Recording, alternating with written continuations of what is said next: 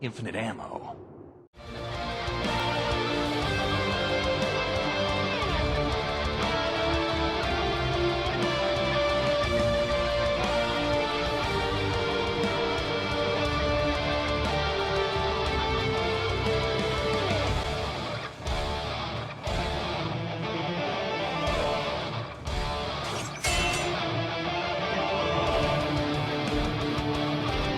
Greetings, ladies and gentle monsters. I am your temporary host, Goat of the Year, Brando. I'm joined by these, 6 other faggots in this room. Damn. Just Brando. There's a few. Let's start with Bane. Introduce yourself, sir. My Twitter handle is @BaneForYou. I'm sort of a regular around these parts now. Been a while, actually, before this, but then finally finished the show about 35 minutes ago, so I'm fresh for this conversation. Hey, that's what's up. Okay. What about you, Reapers? Introduce yourself. Hey, you already know what it is. You already know who it is. It's the host with the most. Talk about guns and killing people rightfully. Hey, that's what's up. Anti-hero, introduce yourself. Yo, what up? All right. And last but not least, Mr. Blackman, introduce yourself. Which one? Yeah, the one talking. We're not talking about Mr. Mute over here. Oh, okay. Oh, I'm assuming it's me. Hey, what's up, everybody? Blur Without Fear. What's up? All right. And we have Renegade and Connecticut, but I don't think they were saying anything. No, they're going to be ghosts of the show right now. All right. Well, they're irrelevant then. The NPCs. They'll probably pop in every once in a while, just a tiny bit. Warning, we might go on for a while. We're probably going to go off the rails like 50 times. This is usual for this podcast, but I'm fine with that. Of course. Well, let's get this party started then. Who will read question number 1? All right. Question number 1, what do you guys think on the show's take of, like the central themes of gun control, conspiracy theories, and what would be considered modern homegrown terrorism? I'm going to dip into this one first. I think it's a very interesting take on seeing, essentially, you could say one of the characters, we're considering it as kind of an allegory for the Unabomber, essentially. I think it's interesting to see, just sort of a different take on it, seeing the methodical kind of thoughts that he had about it and slowly seeing him kind of unravel to the state that he's bombing buildings. And it's intriguing with the gun control part, because it brings up both sides, and I think points it very fairly in the guns are necessary, but sometimes not, if that makes sense. Right. I don't know if I'm explaining that properly. But I thought it was interesting to see a show tackle that nowadays. Yeah, I thought it was done fairly well. I don't think it was done in a way that made you think like they had like an agenda, like they were trying to like jam it down your throat that they want gun control and shit like that.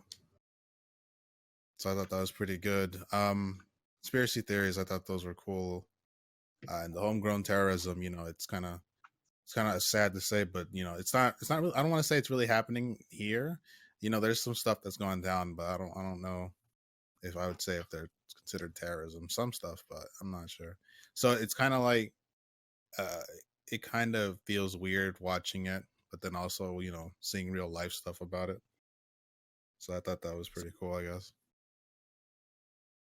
Well, I found the whole settings they have with like the gun control, conspiracy, etc. rather unique towards Punisher, considering how gun ho he is. Though it's a nice change of pace from the other Netflix shows that deals with other stuff in their own respective field. So right. I say it was like a breath of fresh air, in my opinion. Okay. What about you, other chuckleheads? What do you guys think? I thought that this whole conspiracy theory, like, it was interesting because he actually like they show how it would be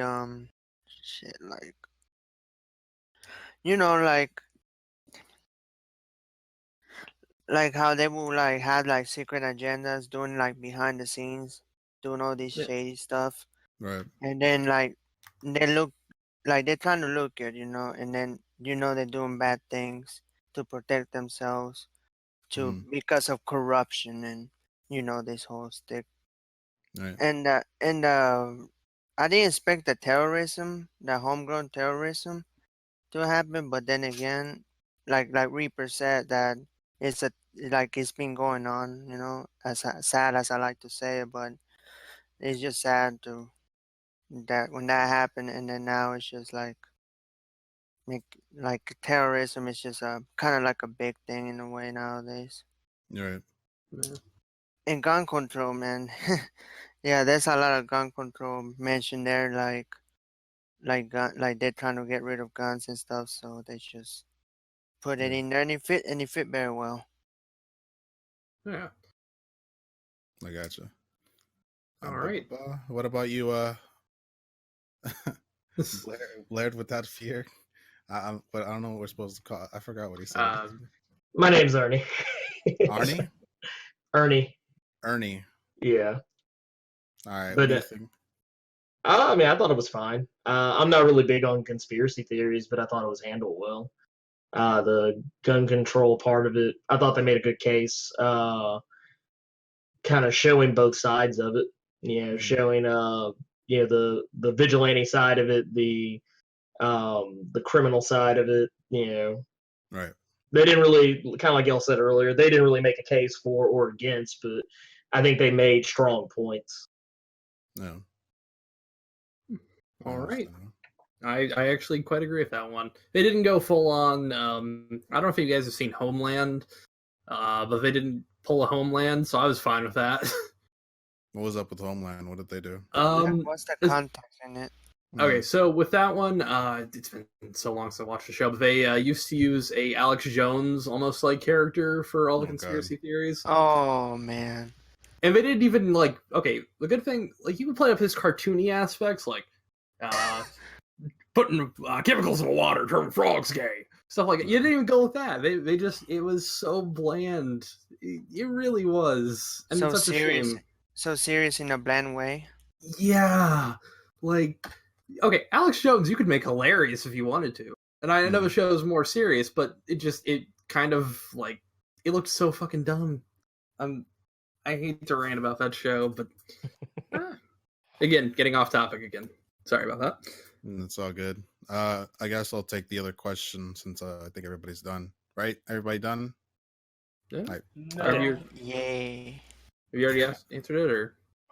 I already did, so I guess we move can on. on to number 2. All right. So, considering the slow burn of the first season, and the lack of the punishing aspects, which involves criminals dying frequently like they do in the comics, does that impact your thoughts on the show, favoring more story and narrative over just straight up violence? Can I go first? Oh, sure, yeah. No. Personally, no and yes. I like the slow burn because it kind of potentially it picked up Punisher's character because it's a different light of Punisher that we haven't seen before, honestly. Because when we see Punisher, it's always him doom and gloom, always killing people 24/7. We don't see the lighter aspect of him becoming the Punisher. You know what I mean? So it's a nice change of pace for the character himself from any other media.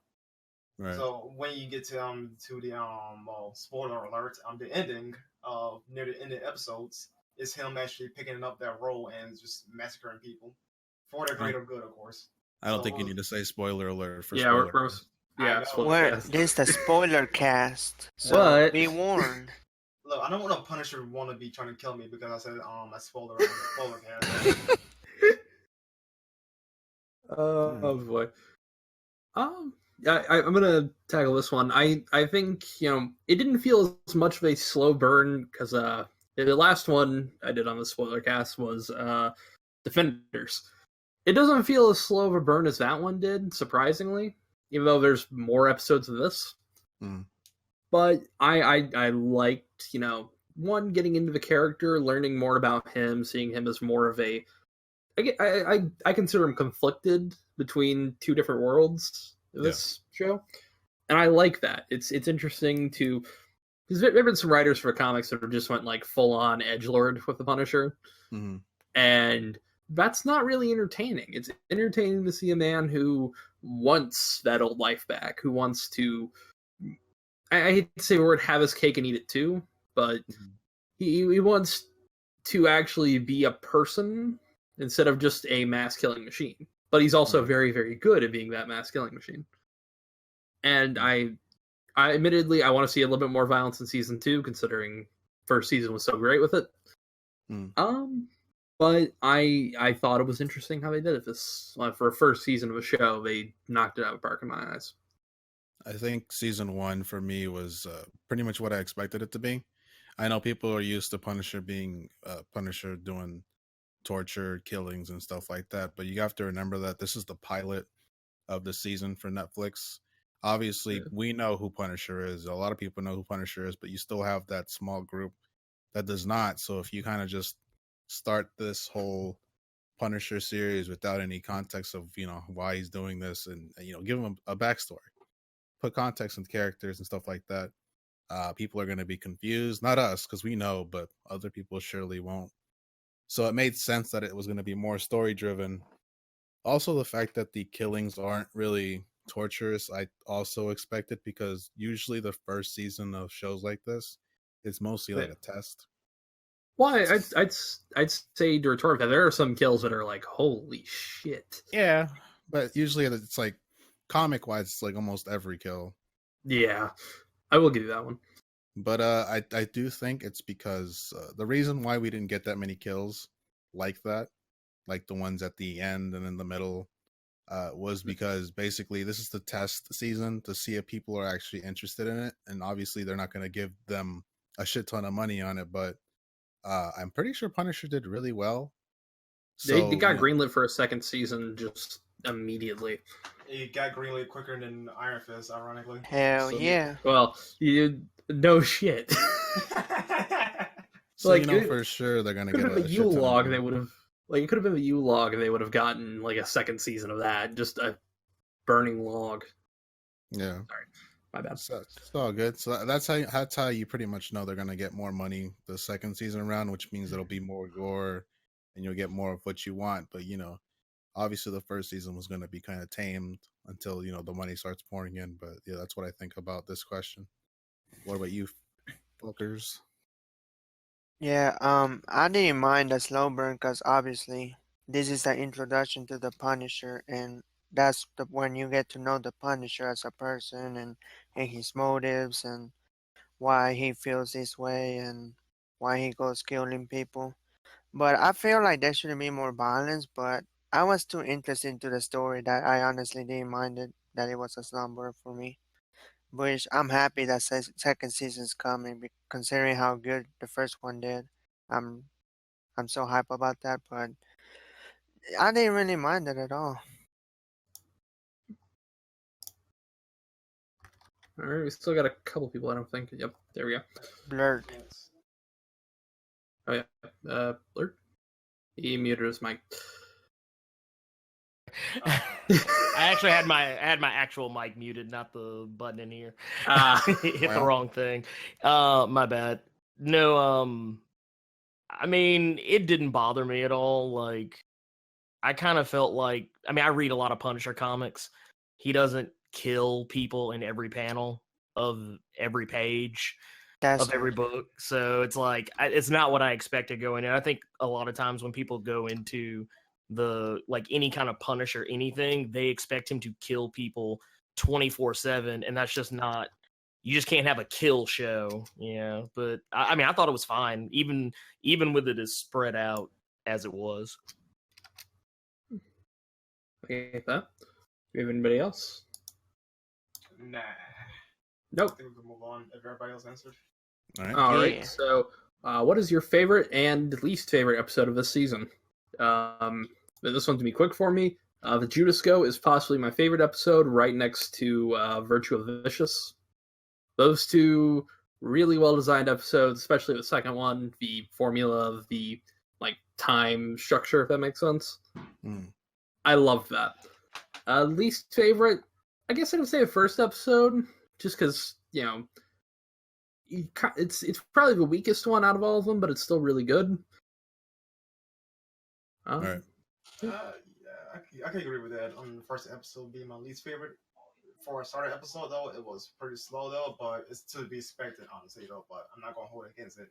Yeah. But my favorite episode is when Punisher. I forgot what episode this was, but when the guys came into like the computer room area, the hideout Punisher and Microhead.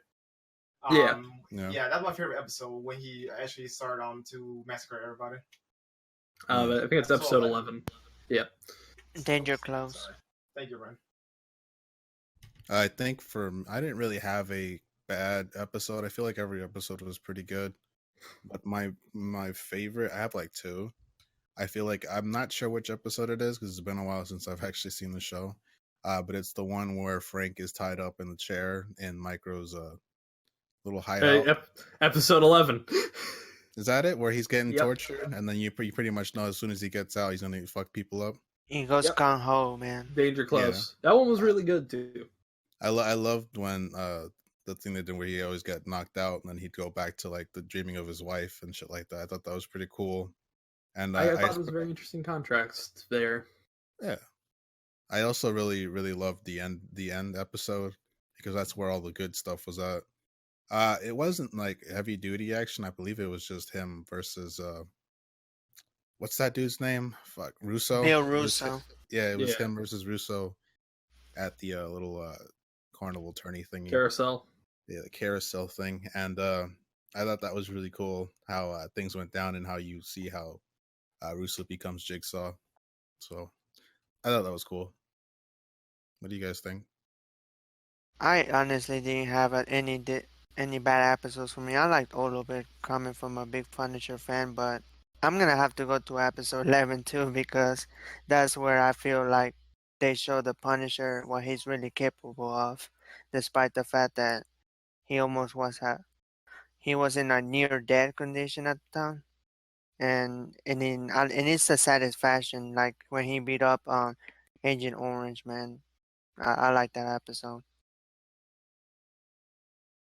Anybody else? I would go ahead and say that favorite episode was Virtue of the Vicious, just because the storytelling style they used. I thought was really cool for something like we hadn't really seen anything like that in any of the Netflix shows. I thought it was pretty interesting to see like all sides of the story there, and where they kind of diverge, where some things work, some things like characters just had different perspectives on things.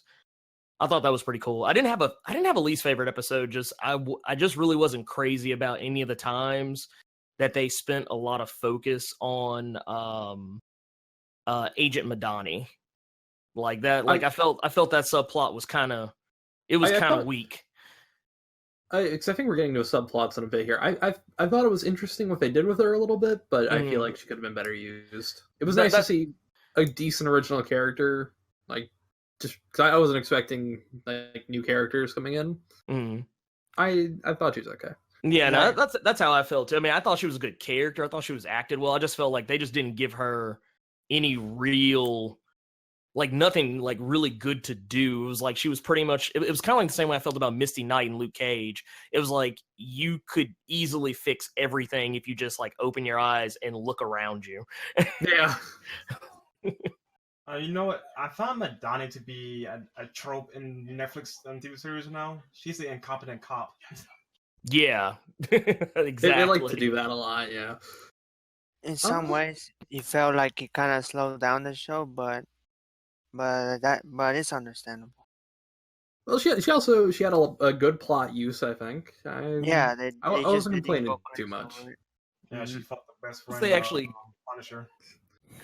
Once they actually get like to where like she loses her partner, like when like she finally starts seeing Billy Russo for who he is, or not even really seeing him for who he is, but just that moment started making her look in that direction. I felt that's when it got better. Oh yeah. Also, yeah, that too. I didn't like that either. What Renegade just pointed out. I actually did not like those scenes either. That actually kind of pissed me off a little bit. I kind of expected that to happen because I knew at some point that Frank will end up like, like that woman will end up liking Frank, she was thirsty. I should quickly say what Renegade said in the chat was Punisher almost cucked Micro. Which Can you please explain what cucked means for the audience? Okay. Cucked. Oh my god. So somebody want to back me up here? Basically, she wanted to fuck the Punisher, although admittedly, it wouldn't really been cucking because she didn't think that. Okay, hang on. I got this. I got this. Yeah, Basically, cucking is when you are a married man and you want someone to fuck your wife. So some other man does some genital splunking to your wife. Yeah, which you know about. And kind of cool. And weirdly, right, there are people into it. Yeah, so that's what basically was going to happen in this show, but it did not happen. And eventually, definition of cuck. So there you go. Mm-hmm. There's oh my god. Okay. But hang on. Eventually, Micro fucked his own wife in a bathroom. So hey, there you go. Win-win. Wow. Proud of him for that. Oh yes. You're a warrior. You get a cuck medal. Well, I mean, after being emasculated as much as he was. I didn't think he was getting that bad of a deal. Yeah, I don't know, man. Little bonus. It'll look pretty bad, man. Oh, all right. Have we gone through everybody now? I think we did. Yeah. Okay. All right. So, given that season 2 of Punisher for all of the Punishers going to be greenlit, well, it's already greenlit on Netflix. What storylines would you like to see them implement from the comics? I'm going to jump into a weird one here, assuming they do Bullseye in the next season. If anybody here has read Punisher Max, the Bullseye... Okay, yeah, the Bullseye arc on that, I would actually like to see that. Yeah, I remember That would be interesting. Well, for me, I would like to see one of the enemies from the Punisher. You guys heard of a Barracuda? Yeah. Yeah. Yeah, he's an interesting individual. Like he's gonna crush you with his balls, okay? Yeah. Like I said, interesting individual. Well, I mean, dude's practical. I mean, he damn near comes off as unkillable at first. Yeah, he's basically like the strong man that can take anything. You know, like can go through hell and still make it out alive. Yeah, I think the arc that I want to see, it's kind of weird. I went to Borders one time. I picked up I was like, oh, there's Punisher comics on this side, so I pulled one out and I opened it. First couple of pages I was reading through it. Apparently, I'm not sure if this is it has to be it's in one of the universe's canons, but apparently Punisher was molested by his aunt. I want to see that storyline take place during this thing because it was pretty funny how he got molested by his aunt. I guess it's made him fucked up, and I thought that was pretty weird. I immediately put the book down and immediately left that store, and I was good. I might look into that because I never heard of it. This chat has taken a sudden turn into molestation. All right. All right, who else? Brandon, Ernie. Oh, I'm sorry. Next question. You guys want to answer the question? I mean, yeah, I would say Barracuda easy. Yeah. The arc question, which is number 4. Yeah, number 4. Arc. Mythology's the next one, folks. Mythology's the next one. Oh, actually, I'm not entirely sure, actually. Because I want to see more of Jigsaw. That's basically all I want to see right now. That or Bullseye, but he would probably be in season 3 of Daredevil. That's my best guess. Yeah. Well, so I'm not entirely sure, honestly. Actually, I will say this. Welcome back, Frank. Not so much the whole storyline, but I would love to see them actually go after the new cheese, since they technically kind of factor in a minor bit in this first season. It was just reference from the name, really. Mm-hmm. All right. Let's see. So we're gonna jump into number 5 here, And also, it'd be awesome if we added the polar bear being punched by the Punisher. The fuck? Oh god. Yes, do it. I'll take it. I'll allow it. Yeah, it happened actually. Okay, so what characters, other than the polar bear, mind you, would you want to see introduced from a Punisher mythology into season 2? Punisher's aunt and Barracuda. That's what it is for me. What do you guys think? I have this feeling that it's going to be the aunt that wins out. Hey. I'll throw out. Actually, I just want to see Ma Nucci, just because she's crazy. What about you, Brendan? I don't know, honestly. I really don't. Alright, fuck out of here. Anna here, what do you think? Like I said, I want Barracuda to go and be the new character in there. And I hope they make him like how they did in the comics. Mm-hmm. Or also, I want crap, I forgot his name, but he has like an arm, I forgot his name. Well, we have 2 arms, so. I know, I cannot remember his name, but I like that. Bushwhacker. Bushwhacker, yeah. Yep. I want him that would to actually see be in there. interesting.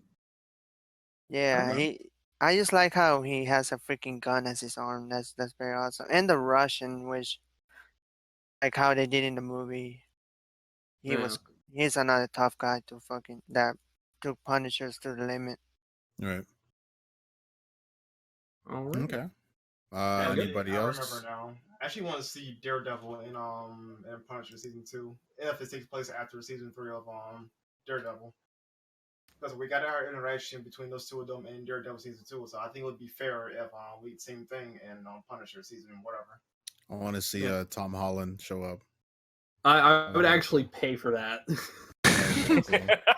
Or at least Deadpool. That'd be funny. It's like an episode. I would like to see Magic Bullets be adapted into a movie. The fuck? Magic Bullets, you heard of it? Punisher and Doctor Strange. That would actually be amazing. Yeah, I would love to see that. God, I'd pay. Give me like a Punisher Venom crossover. I wouldn't mind that either. Vinisher. Oh, yeah, I got Vinisher. Jeez, Venom. See, I need an editor. Venom is now attached to that Sony universe because they're trying that. Yeah, no, they want that to be a thing so bad. God, I wish Sony Pictures would just die a horrifying death. Damn. Hey, we're getting the Emoji Movie 3 next year, guys. We're skipping 2 entirely. Oh god. Okay. No, thank you.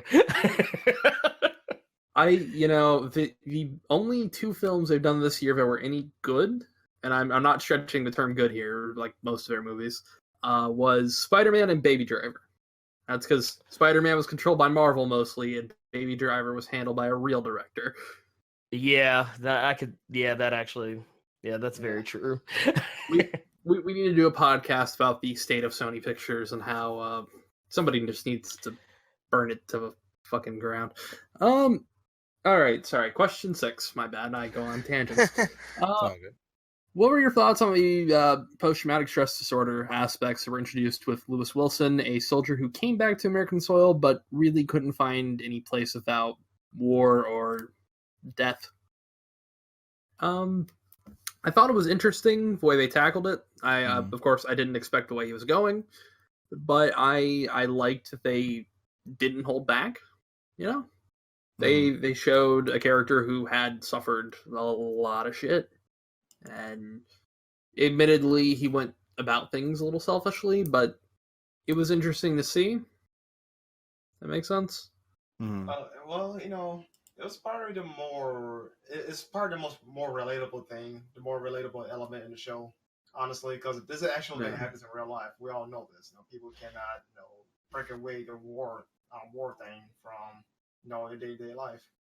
But my only gripe is that they killed him off too soon. I feel like he could have been more a mainstay character if they actually, played the cards right and just let him live. Like, I feel like he could have been a more promising, at least villain, to a certain extent.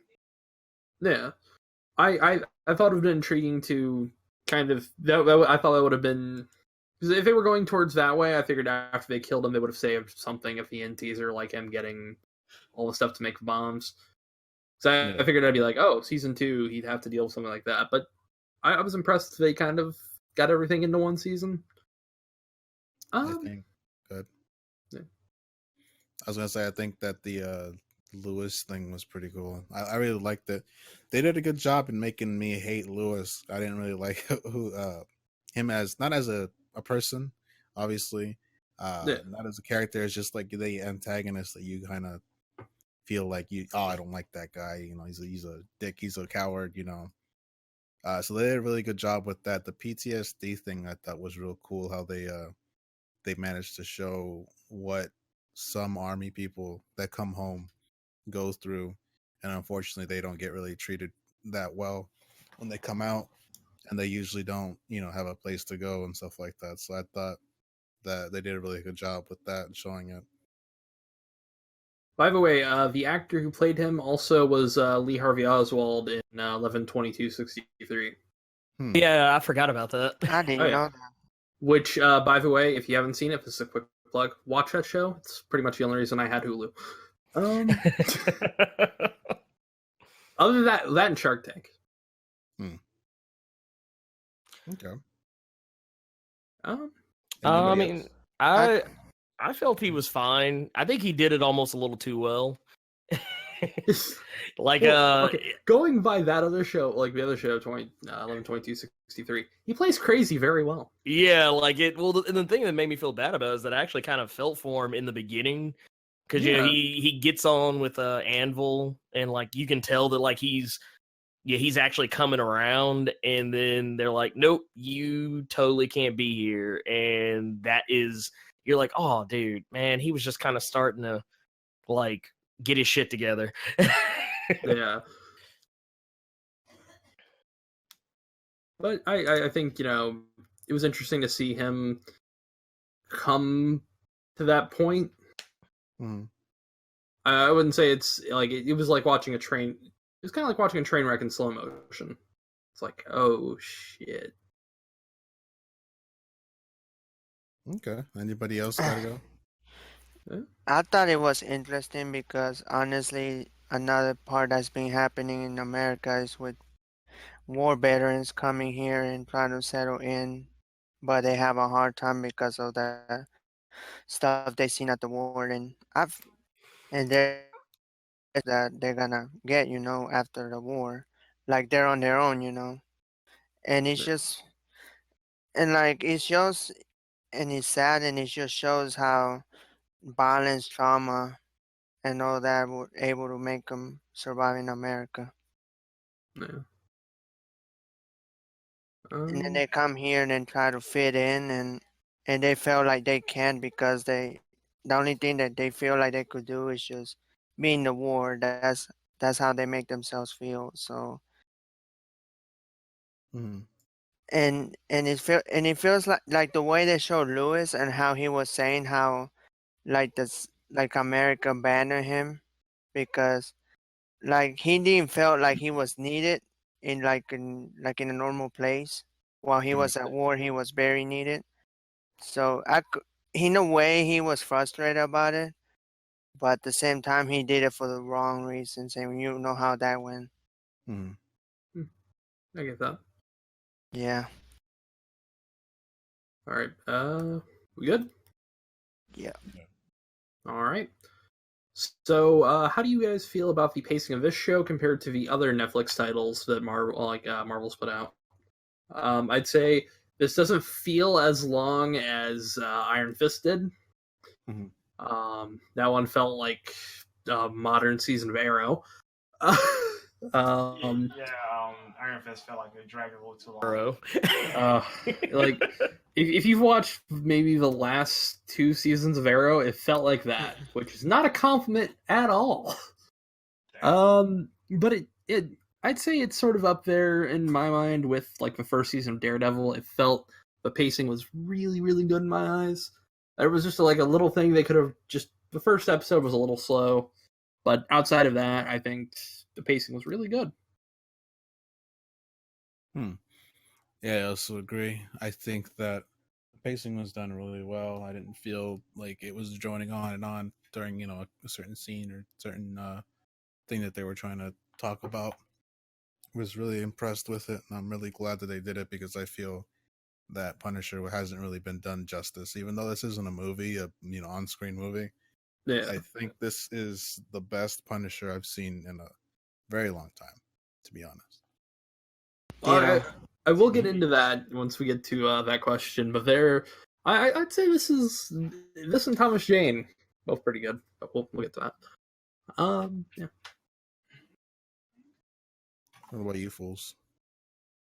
I already kind of said my answer though. I feel like this wasn't like Iron Fist. I felt like Iron Fist, it should have been 8 episodes. Honestly, it just dragged on way too much. But this right here had like a good balance. It definitely felt like here I am saying Iron Fist again. I meant Daredevil season 1. It's comparable at least. Yeah. I mean, I was never bored. I would almost say, like, I never even really noticed that it was 13 episodes. Like, when it was done, I was kind of like, oh, okay, cool. That's it. Well, all right. Admittedly, I noticed because I cut it very close. Oh, yeah. Like, again, about half hour before we started a call of a stream. But, even with 13 episodes, I think they paced it very well. Yeah, I agree. The pacing wasn't too slow, but not too fast either. Like it kept me wanting to see more what happened next. So I just binge watched it, and I never get bored of it. So I thought it was okay. Okay, hang on, really fast. Brandon, say that out loud, please. Say what? Say what you put in the chat out loud, please. Well, Iron Fist dragged on as long as my dick. Okay. The fuck? It's 13 episodes long. Hell yes, man. Oh god, I'm sorry. I'm a child sometimes. I have to indulge myself. May I add something as well? You may not. Sure. Go ahead. I thought, like I said, the pacing was good because it kind of gave a introduction to each characters, and it told the story without boring the audiences. Well, for me anyway. I would say it introduced them in a way that, if they died, you cared about them a lot. Yeah. Sam, I guess you'd say junior to Medini. I liked him a lot, and it was such a shame to see him go. I was like, oh shit, I didn't expect this to happen. Yeah, I was like, man, like I felt bad for that guy, man. He was actually growing on me whenever. But it was sad to see him go. But I really hope they keep at the same pace for season 2. Yeah. We all good? Yeah, I think we're good. All right. So how did you all feel about the villains of the show, Agent Orange and Billy the Jigsaw Russo? Here's the thing. When I heard the name, I was like, okay, there's no way they're doing this for season 1. And they did it. They made him the villain of the first season, and I was impressed to see Billy turn into Jigsaw at the end. Mm-hmm. This was totally out of left field, too, because you started to like the character, and then, oh shit. Like, there were those moments, and those moments kept piling on. Yeah, I honestly saw it coming. I didn't at first, because I was like, well, I knew who the character was, and I was like, oh shit. But as it started to go on, I'm like, oh no, this isn't going to end well. Oh god, sorry. I would say, but I thought it was interesting, and especially the hospital scene. Like, that's where I was like, oh shit, oh no, this isn't gonna end well. But I had a lot of fun seeing him slowly divulge into the true bad guy of the season, I think. But Agent Orange also just a total fucking dick, and I was glad to see him get what he deserved. Yo, that scene near the end of the season was kind of funny. He was just yelling at Frank with all these stupid screen screen cuts, Yeah. Somebody should make a parody of that though, but I won't get into that. Yeah, I thought that was cool. I think that Russo was. I think both of the actors were doing really good jobs. You actually started to like Russo. Obviously, he's supposed to be like a likable dick. He's the bad guy, but you kind of like that. I like that guy, even though he's the bad guy. Agent Orange, I really enjoyed him, even though I didn't like him because fuck that character what he did, but they did really good jobs, and I'm very happy of how they went down doing it, and that I feel like it worked really well. And yeah, I just think that they did a good job, and I can't wait to see what else. Oh yeah, we do have a really quick side question, but I'm just gonna add on to this. What do you guys think of his origins being changed to a war buddy, since he was previously just a mobster in the comics? What do y'all think? I thought it was fine. For me, I think that makes him more of an interesting character compared to what he is in the comics, because he's just a mob boss in the comics. This character has more of a connection to the main character. Right. So it makes the engagements more interesting. Oh yeah, I'd agree with that. I think it adds a layer to the show that makes it feel like, okay, wow, all right. It's not a bad adaptation change. It's nice to see a change that feels like, oh wow, that adds something that's pretty impressive, and I think that's definitely one of those. Yeah, I mean, they kept his character traits largely intact. Like he's a he's a playboy, a handsome man. I'm glad they kept that. Vain. Yeah, very vain and narcissistic. And I think seeing especially that final fight scene, him bringing him down as far as he could with that, I thought it was impressive. I mean, they even let him keep his nickname Billy the Butte. So yeah, I like that too. And of course, Ben Barnes, the actor who played him, I mean, handsome motherfucker, admittedly. Oh yeah. But, he was in the Chronicles of Narnia movies. Yeah, he was Prince Caspian. I'm sad to say, but I've watched all of those. Well, the thing is, people forget he was also in Westworld. Like, he was. Yeah, he was the asshole friend. I still need to finish that show. I'm on the last 3 episodes. I am awful with finishing television shows. That's I feel and the funny thing about Billy, how they made Billy Russo, like, remember that scene whenever they were at the park? Yeah. And then they made the rant about Billy the kid that got betrayed by his friends for money and fame. And yeah. Mm-hmm. And it's I thought it was great for them to, I think, bring it on to a very solid level with that scene. Like, just everything going on and just seeing them in the same spot where they're going to basically beat the shit out of each other a few years later. Just seeing all those strands, kind of like, oh, fuck. This is all going down. That fight was killer.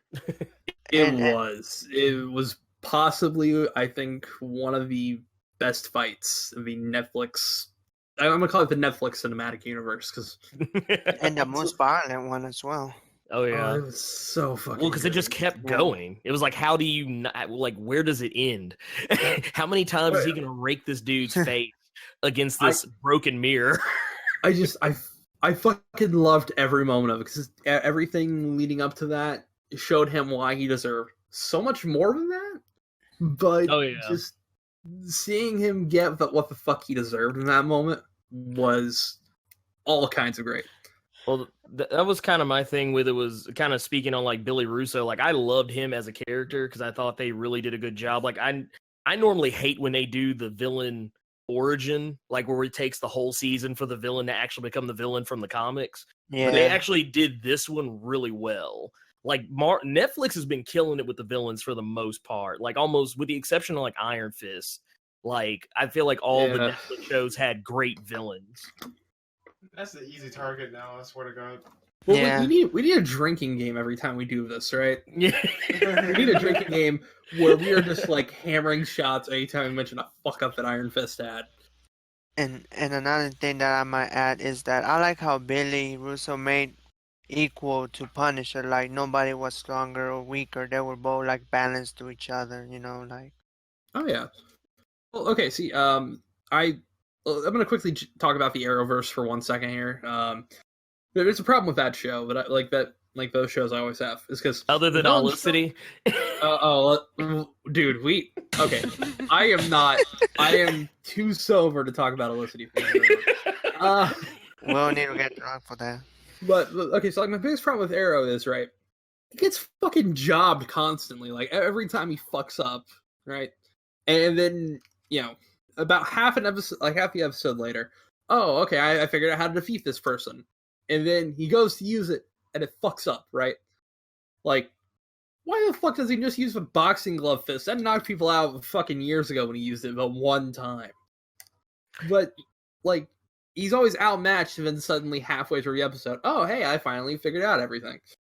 The good thing about this show is they're on the same footing. They know, they know what's going on. I wish more superhero things of that. Because you could effectively say this show is a superhero show. Oh yeah, no. Even even without all the capes and the mask and everything, it's a superhero show through and through. And like, sorry. Okay. All right. So yeah, Iron Fist was DCEU levels bad. I think Iron Fist literally just became part of the DCEU with how bad it was. It became Arrow season. God, what are they on now? 8? No, I think it's on 6 now. I have another joke actually. Since Disney owns Gotham now, that means Batman will be in MCU. So he's like, nah, bro, screw this universe. I'm going over here now. Yeah, you know what? Fuck it. I would pay to see young Batman fist fighting the Punisher. Fuck it. Can we get that to happen? Give me that. I want that. Hell yeah, let's do that. Shit, has everybody gotten through a question yet? I feel bad now. We've just gone crazy. I have an answer about my thoughts on Agent Orange. I thought he was the most asshole villain that I ever seen. A genuine prick. Yeah, that everybody loves to hate. I'm actually, I don't know, I forgot who played him, but it's Paul Schultz. Paul Schultz. He plays a great asshole. Oh no, dude, he's amazing. I wish they would have gave him a little more to do, though. That's the only thing I wish. We could have gotten a little more of him. I was expecting him to last longer than Billy, but I was admittedly glad to see him get both his eyes pushed the fuck in. Most violent death ever. Oh, it was so satisfying. Sorry, go on. He got skull fucked. Oh yeah. He got loaves fucked with 2 fingers. He got loaves for eyes. Fucking French bread of that shit. Facts. But I possibly some of the most entertaining villains, other than of course like Fisk. Out of the Netflix line, I'd say. Yeah. Yeah, I enjoyed Fisk as well. Fisk and Kilgrave I thought were pretty amazing. Kilgrave was pretty good too. Mm-hmm. But yeah, here's hoping the next time we get Iron Fist, there's something. Damn. The Iron Fist has so much to live up to now. Like it has so far to come back. Like they should have just canceled Iron Fist season 2 and just said, nah, man, just bring in somebody else. Well, okay. Well, all right. I forgot who was the fucking director for the first season. It was a showrunner. I forget his name. Who worked on Arrow, I think, also. Well, he worked on Dexter as well, and he also did Inhumans. He did Inhumans as well. Oh my god. Wasn't it the later season? Yeah, Scott Buck. Yeah. Scott Buck. Scott Buck. Yeah, he sounds like an asshole. Yeah, he worked on the bad seasons of Dexter, ones we don't talk about anymore. Mm-hmm. Wow. Maybe he has. No, go on. Mm-hmm. Maybe he has like the touch of death or on shows or whatever. I don't know. He has been called that. Yeah, second season of Rome. Jesus. Yeah. Wow. He is responsible. Didn't he? I think there was a publication said that he was responsible for every bad season of TV you've ever seen. Well, okay, if you look at him, he looks. Oh, what? Have you guys ever seen what's that fucking movie? Beetlejuice, right? Oh yeah. The guy looks like the dad from Beetlejuice on cocaine. Oh god. Wow. I'm not even kidding. Talking about the dad at like when he was at the end of Howard the Duck. Like, okay, look at that guy. And shit, who was the dad in Beetlejuice? Oh shit, I forgot. All I know is that he's a pedophile now. No, that's all I know. That's all I know. Is that the guy? He was 15. Jeffrey Jones. Yeah, he looks like young Jeffrey Jones. Who? Yeah, holy shit, he is a pedophile. Oh god. Yeah, John. Yeah, dude, it was bad. It was bad. Oh wow, I did not even know that. Yeah, I found that out on accident. Reapers, we're still on question 8. I'm so sorry. We went off the tangent. Yeah, let's move on. Okay, yeah. Let's not talk about pedophiles. And let's talk about question number 9. Considering how the show mostly introduces the origin of Punisher via war and nightmare sequences and like kind of flash in, flash outs, is there anything from Frank's history you'd like to see detailed in season 1? And before we talk about it, no, we're not talking about his aunt. Ain't doing that. All right. Why not? So I knew you'd say that. Why? I'm just fucking around. I knew you'd say that. No worries. I'd have to say, I'd love to see more of a wartime experiences he had. So I do think those are interesting and very fitting subject matters for him. Yeah, I probably would have liked to see his training regiment, how he was trained to become the killing machine that he was. I have to quickly dip in here before any more answers. Why, Blurred? Why? I had to. Okay. From a chat, there's an image of Jeffrey Jones that was posted. It's actually from Howard the Duck. Well, okay, let's say because I don't have the full image thing pop. I didn't know. Oh god. Okay, let's not talk about Howard the Duck. Same with Felicity. I'm not sober enough to talk about Howard the Duck. Let's talk about that some another time. Yeah, we'll have something for Howard the Duck event. And by that, I mean a shotgun to a DVD copy of it. Okay, continue, guys. I would like to see more war stories about the Punisher and I kind of want to see the more exploration whenever he was with his family. Like, most probably before the war, Yeah.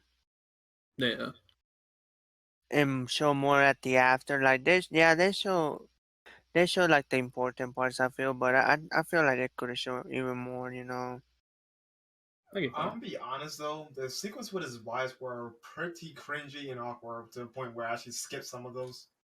I didn't hate all of. There were some, like, the sex scenes were a little weird at first. I'm like, whoa, all right. But I didn't hate them. Like when the Punisher goes crazy on his kid for calling a racist word. Yeah. Well, I think that was actually cool because they showed, like, it wasn't all like rose-colored glasses scenes. Like, they actually showed some of the times that weren't so, picture perfect. Some of the times that we are going through, basically. Yeah. Which I thought that was intriguing, and I'm glad to see the show like showing the bad side of good, which I guess in a weird way you could say is pretty much all the Netflix ones so far. Like, they all show kind of like the bad side of good things. Yeah. Well, anybody else? I guess not. Sorry, That was kind of my answer, kind of Yeah, piggybacking sorry, on I his. think we're good. Are we done with this question? Yeah. Alright, well, we can move on then. All right. So we're to the next one. Favorite subplot, least favorite subplot of a show. I didn't really have a least favorite subplot. I thought they were all pretty solid and they all kind of converged well. Oh, well, that's an easy one for me. My least favorite is when Madani and Billy were getting on in the bedroom. The fuck? I agree with that. I'll agree. Not a A little subplot. awkward to see. Their relationship was a little forced. Yeah. I agree with that. That's too fucking like rap. Well, That's the plot. I hate to be this guy. Plot wise, it made sense that there was kind of forced there, but I do agree it was a bit forced. I didn't hate it though. Remember when I said that sometimes her parts will slow down? This is one of them. Yeah, Well, I agree with you on that one. To quote from Ren in the chat, Russo just wants some ass. I can't blame him. It's fine ass. A piece of ass. Oh yeah, hell yeah. Some bacon. I could buy me off a piece of that ass. Well, I mean, and even like going back to the whole like Micro and his family, that was really my main thing, probably more than anything else. Just the whole like Punisher kind of moving in on his family, like even when he wasn't really trying to, like just doing it to fuck with him. I was like, dude, do we really have to do this? Well, I thought it was very interesting to stir the shit. I was like, okay, I think they to show dominance. Well, like it was cute like the first couple of times, but like after that, I was kind of like, dude, really? Especially with the woman kissing and Frank kissing back. Well, also, can you blame him? No, honestly, nah. I mean, I don't blame him, but it's just like, man, dude, really? But the thing I'll say about it is this. I mean, the Punisher isn't like, at least in the show, he's not fully like, Batman has mommy and daddy issues out the wazoo. Mm-hmm. I don't think he has that, but I think he used him as sort of like a mild surrogate. Just kind of like trying to get some of that emotional weight off his chest by having like a side family, essentially. Mm-hmm.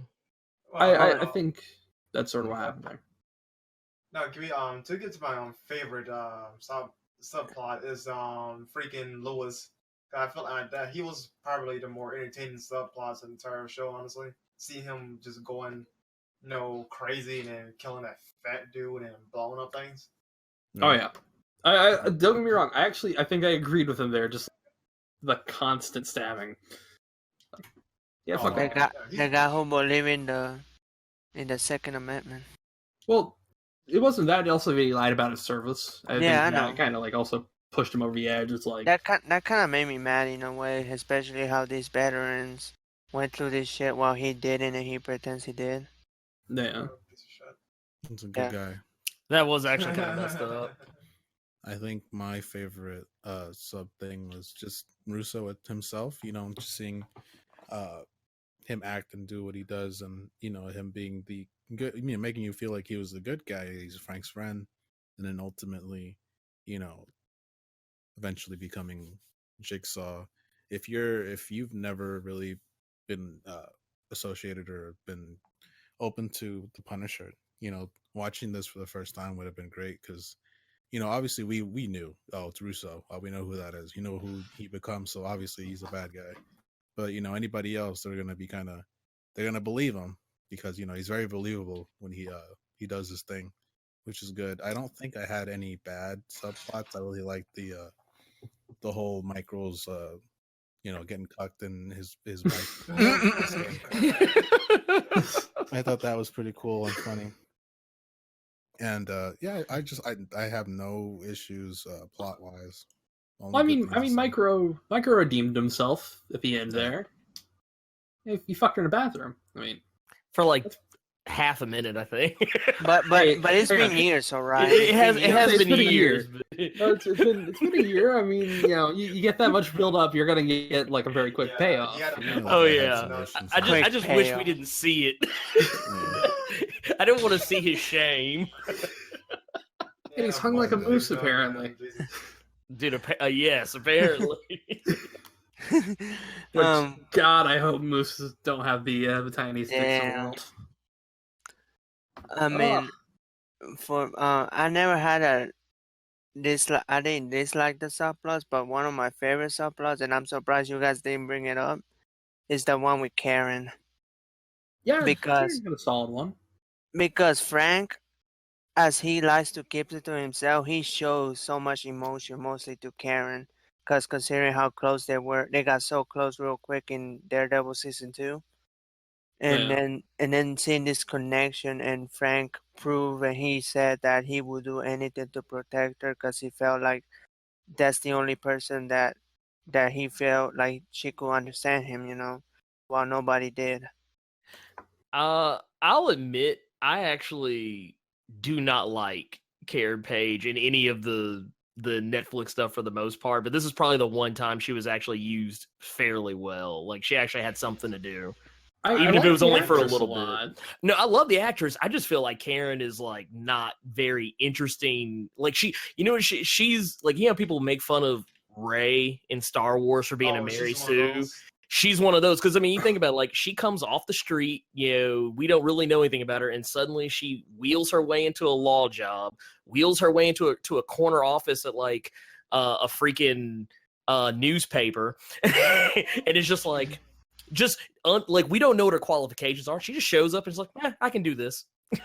I see where you're coming from there, but I get what you're saying. But since I've seen season 2 of the Daredevil, you will understand her character more. Oh hell, you've watched the Daredevil series, you will understand her more. But that's what I gotta say. I don't know. I just feel like she's always, of all the shows, she's usually the ones that she's in. She's always like the weakest part to me.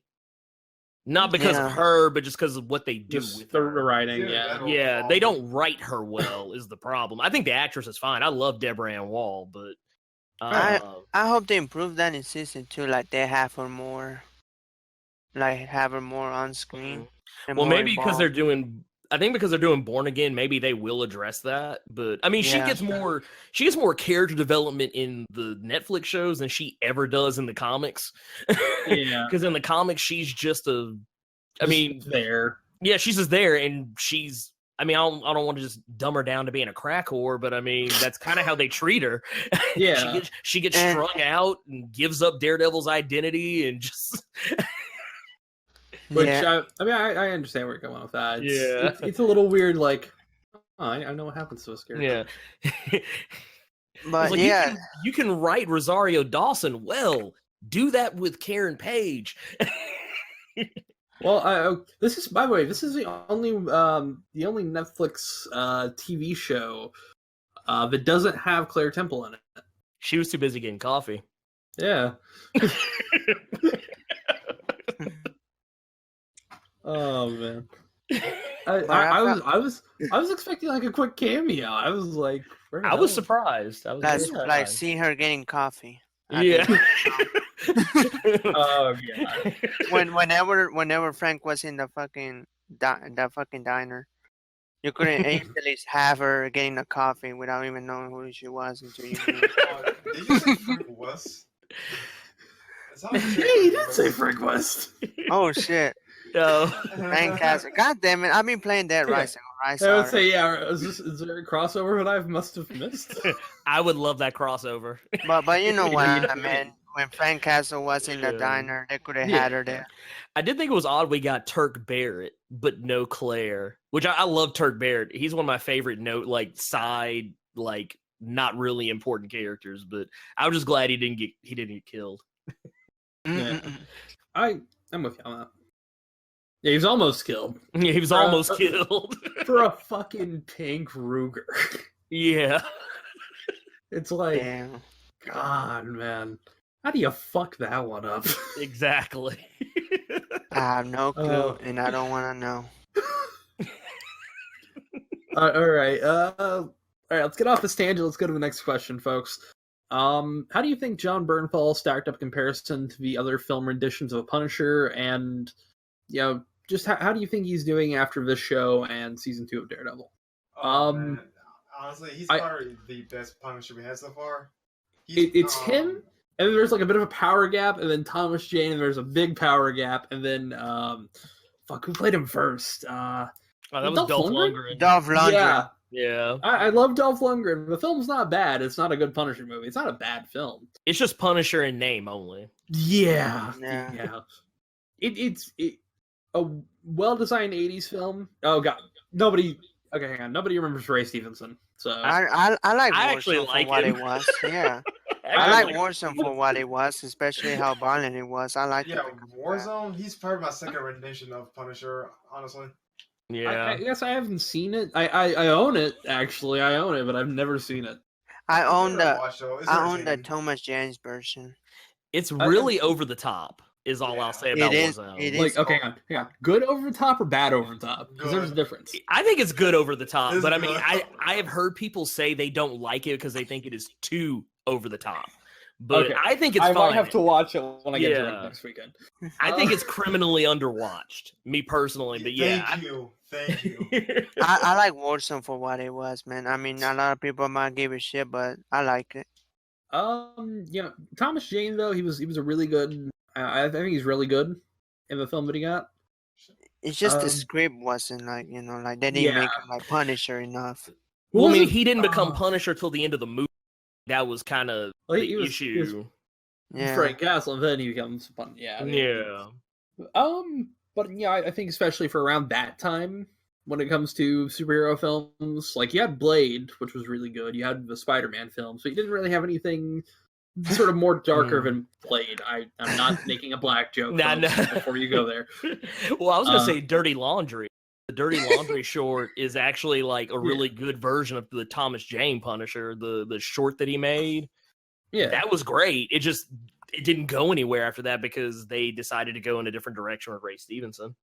Which I do think is a shame. I think, Thomas Jane's a great actor. He's really, really good.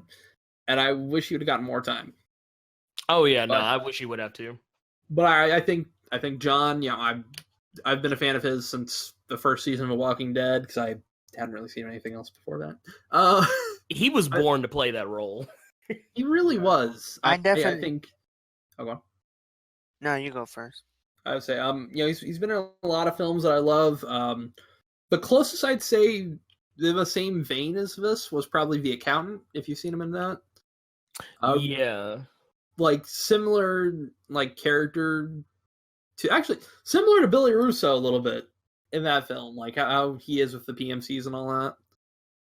But I think, I think he's a good fit for this. I cannot wait to see him in season 2 of Punisher and wherever the hell they're going to put him next.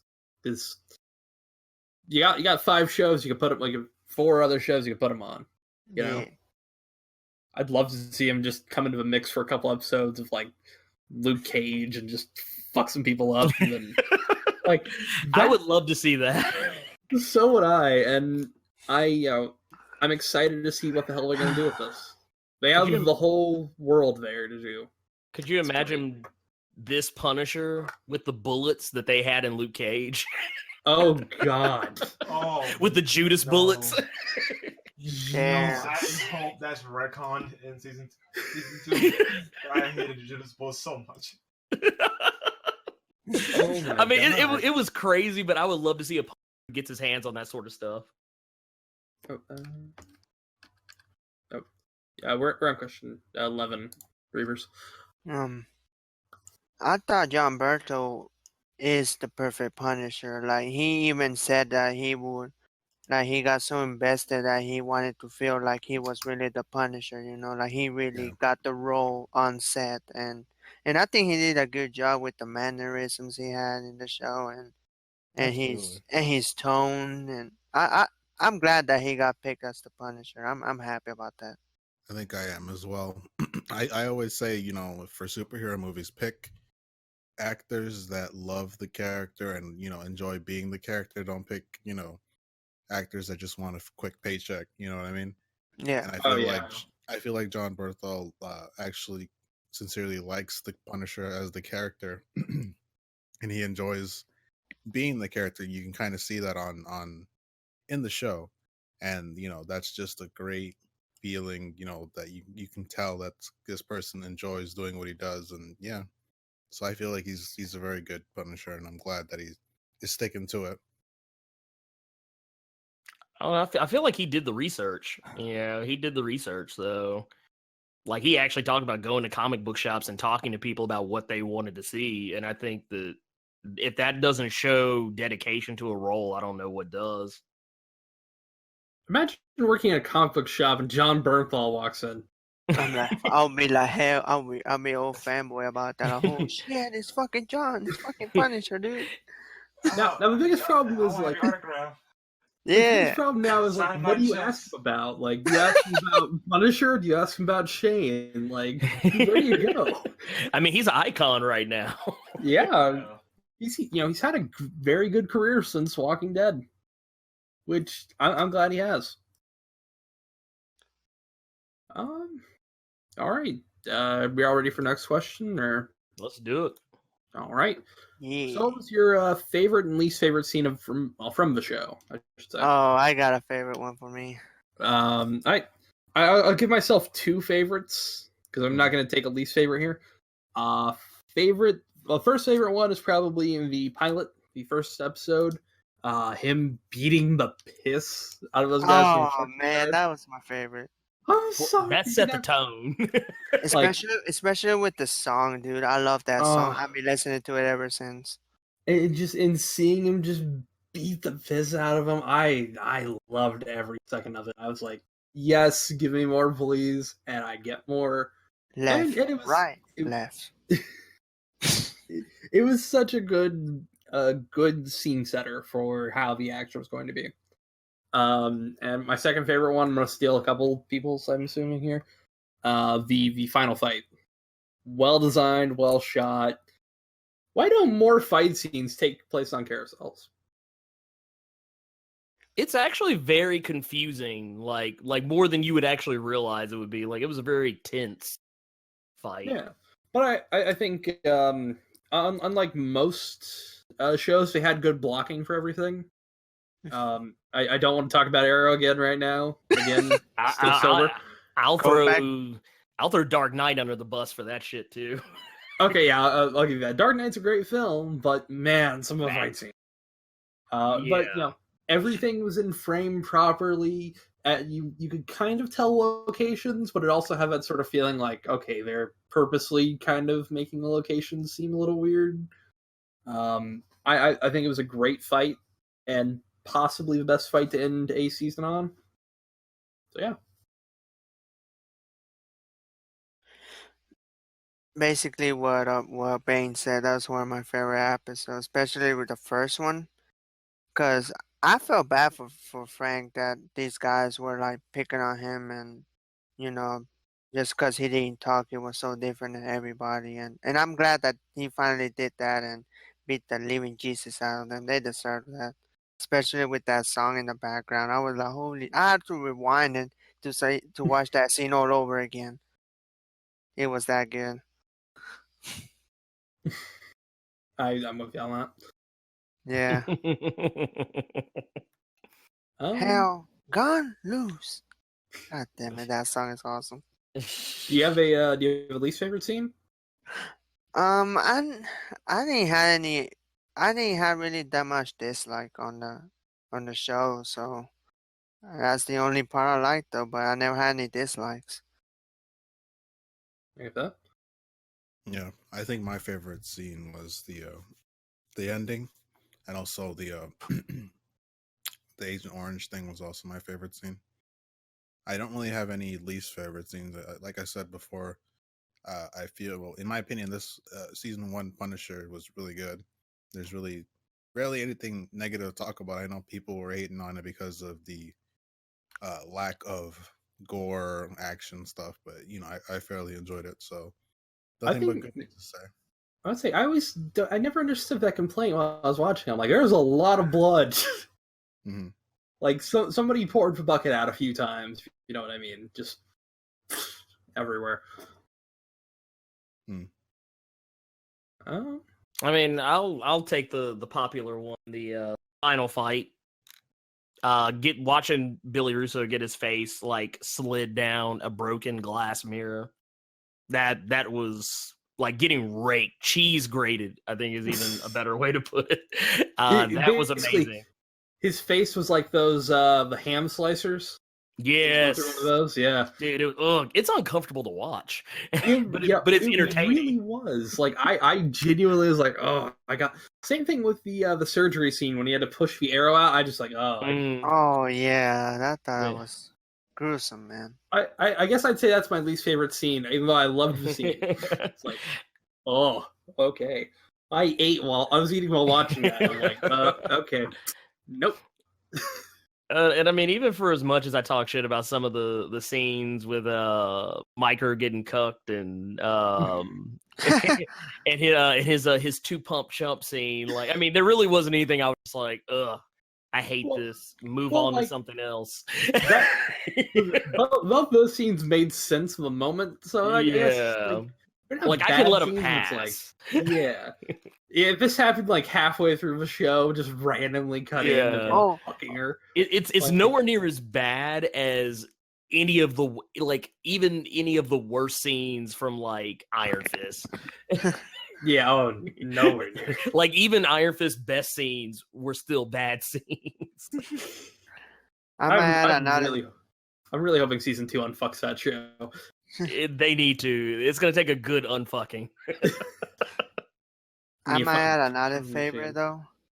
Yeah. It's whenever Frank was talking to Micro, how he gave him the tuna creations and he got a sandwich. That was funny to me. I was like, how come you get a sandwich? Oh yeah. That was pretty good. Yeah, it cracked me up to this day. All right. Anybody else? Brandon? Nah, I don't have much of an opinion on this one. I kind of already said my piece. I like questions back. So yeah, admittedly, we've kind of jumped between these questions already a lot. But although we haven't done this next one, which I think we're going to jump into really fast. And this is going to be a final question for tonight, folks. You can get some sleep after this.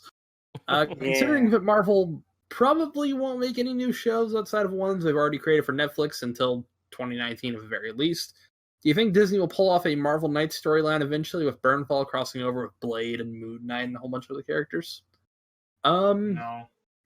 Yeah, but I don't think it's going to happen.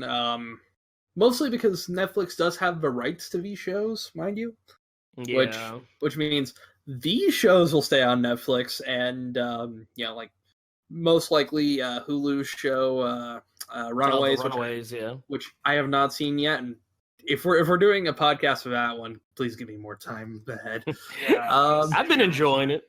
So. I've heard good things. But I think it'd be interesting to see them. I would like to see him brought in the fold with Defenders, just to see what the hell that'd end up like. But I don't know. I'd love to see Blade again. I'd love for a new Blade film, whether it be 4 or just a brand new series. Yeah. But I don't think Disney will do that unless somehow they get the rights to that platform that they're making, like everything on there. I don't think we're gonna see it. I think they have like a little bit of stock in there because they do own Marvel, so I feel like they kind of maybe have a say. Well, they now have they have a controlling share in Hulu now. Oh yeah, okay, all right. We might get a crossover with Runaways. The idea is for them to be able to make Hulu their new, or at least that's what's been rumored, that will be their new streaming service. Like they're just going to use Hulu to make their thing, like put everything there. I would just say put all your shit on Hulu. Yeah, just do it. I mean, it's already there technically because that was all of Fox's stuff. Yeah, their shares. Yeah. Which go ahead. That might make Hulu for me something more than just a hey, I can watch fucking Shark Tank on my Switch platform. Shark Tank. Please don't say Shark Tale. I use it for like Rick and Morty and regular shows, so I can't say anything. Regular show, yeah. Rick and Morty, huh? Rick and Morty first season. Rick and Morty second season. Rick and Morty third season. Man, you need a conscious level to watch Rick and Morty and Iron Fist, okay? To be fair, you have to have a very high IQ to enjoy Rick and Morty. I'm just fucking around. I'm not trying to that. You need high IQ to watch that. Remember that. Remember that. Gotta have that thinking cap on. Oh god. But okay. And quickly, I have to chime in with something Ren posted here. It's not sure if it's confirmed what'll be on the slate for Marvel's streaming service. I know the Netflix shows are on Blu-ray, so they are available other places, except for Iron Fist. Iron Fist is not on Blu-ray. No. Damn. Yeah, good. What are the odds? I would throw. I would technically throw out there. If you kind of piggybacking something that that just got thrown up in the chat. I think Brandon it was you that brought that up. The Iron Fist needed more magic. I would actually like to see them bring in a character like was it Jason Hellstrom? I think is his name. Yeah. Like a character like him, somebody that's like kind of supernatural. What, Damien Hellstrom? Yeah, Damien. That's what it was. Damien Hellstrom. And I would even like to see Moon Knight, but I would actually rather Netflix just take, like, not Netflix, but Marvel take that onto Hulu, just go ahead and give me a Midnight Suns series or something. Oh man, we need Santana, okay? Yeah. You know, there is something I'm a little bit worried about, and I want to bring this up because this is gonna be a tangent. What the hell are we gonna do with Legion, with all this stuff going on? That's actually a good question. I don't know. Because that's actually been one of the more interesting superhero TV shows, other than I'd actually say this Punisher. Like, both of those shows have been great, and I really do not want to see that canceled when Disney gets their hands on it. Because the first season, I think it's 8 episodes, right? Let me quickly look just to make sure. But wait, well Legion, shot. I believe it is. Yeah. If it's not more than 10. I don't think, yeah. But if you haven't seen it yet, and this is for everybody, people listening especially, some of the most well-shot, visually impressive shows, like it's one of those shows, and FX does a lot of those, and also created by Noah Hawley, the same guy who's done the Fargo TV show, which, if you haven't seen that, also it's great. But I that's the thing I'm worried about. I'm really hoping Disney doesn't fuck up a lot of these shows and just, like, scrap them, you know? Yeah, no, I'm kind of hoping they... I don't know. There was one of the actresses, I think it's Alexandra Shipp from the new X-Men movies, who plays Storm. She said that she kind of made a comment that, like, she was like, "Y'all, everybody's acting like folks are going to get fired." Like, she kind of implied that there may be something they know. Maybe they know things about what's going to happen with the future. I don't know, but maybe they'll keep some of the people. Well, as far as future is concerned, though, that's up in the air. But with current, though, Disney can't terminate contracts because they bought out those contracts as well, so they had to continue out on the obligations of those contracts. Yeah, well, I mean, because they dropped technically it was 52 or 53 billion, but they also took on a lot of Fox's debt, so that actually threw them up to like $66 billion in stock options. So I mean, they're not gonna risk any more money. Exactly. I mean, there's some interesting stuff though, because I mean, like, you have Dan Stevens, who was in one of the biggest films for Disney, like last year, which was Beauty and the Beast. Like, he's a part of Legion. Like, he's playing Legion himself. I don't think they want to lose, like, people like that. I hope not. But no, I would hope not. This is Disney. we all know some of the shit they've done. I don't mind them, like, rebooting the X-Men franchise because it's already been rebooted twice. Because the Dark Phoenix looks like hot garbage. Well, here's the thing: they finished that film really quick. Yeah. Well, okay. They finished it quick when the as far as I know, the original director was starting to get water. So, yeah. They got that done really, really fast. But you also have, like, the New Mutants, which actually looks interesting. I'm not completely excited for it, but I'm also not writing it off. No. And then you have Deadpool 2, which is one of the big tentpole films of next year. I'm high for that one. Yeah, and I'm curious to even see, like, an X-Force. I actually kind of want to see what they do with Cable and Deadpool 2, kind of see how much it can bridge a gap to X-Force. It kind of felt like it was going to that route, but I don't know now since Fox is part of Disney. Well, they said Bob Iger said they weren't gonna, like, nix the R-rating films. Yeah. I'm really hoping Marvel is smart, does an R-rated brand, and says, "Hey, these are part of the MCU, but they're kind of fast and loose with the rating here." I think, like, if you saw Deadpool in an Avengers movie, he would not be, like, as crude as he is in, like, his own movies, but like he would still be him. I think actually that would be a good opportunity to do the break the fourth wall, saying like, "Oh, I'm in a PG-13 movie." Yeah, big one. Yeah. Well, I mean, he's on an episode of Ultimate Spider-Man where they actually, like, call that out, like, constantly, and that's actually like what makes it funny is that he's like, "Hey, I can't say the M word. I can't say murder." We're a kid show. Well, I think the smart thing they could do is, and this is completely out of left field here, just because he's on the Avengers with Spider-Man. He's a kid. He's not going to curse around a kid necessarily. Yeah. Yeah. He's like, cover his ears. Kind of like what he did in the movie when, like, he torturing the one. You're gonna want to look away from this. Yeah, he's like, hey, look away. That's we'll probably get stuff like that. And I mean, honestly, it's not like Captain America doesn't kill people in his movies. That shield is killing people, or at the very least, crippling them. Yeah, but in Avengers, though, they told it. Well, I think it'd be interesting to see like Wade Wilson right beside Iron Man and all that. Dude, and get Wolverine in there too. Like, I want to see like Wolverine and Captain America just going to town. Oh yeah. All right. So, yeah. Do you guys think they'll do a Marvel Knights? By the way, I'm so sorry for dipping out so much on this. Nice. We're slowly coming up to the end of the show, folks. Figure we'd keep it on a little bit longer. I can't say about a straight face with no like I'm talking about now.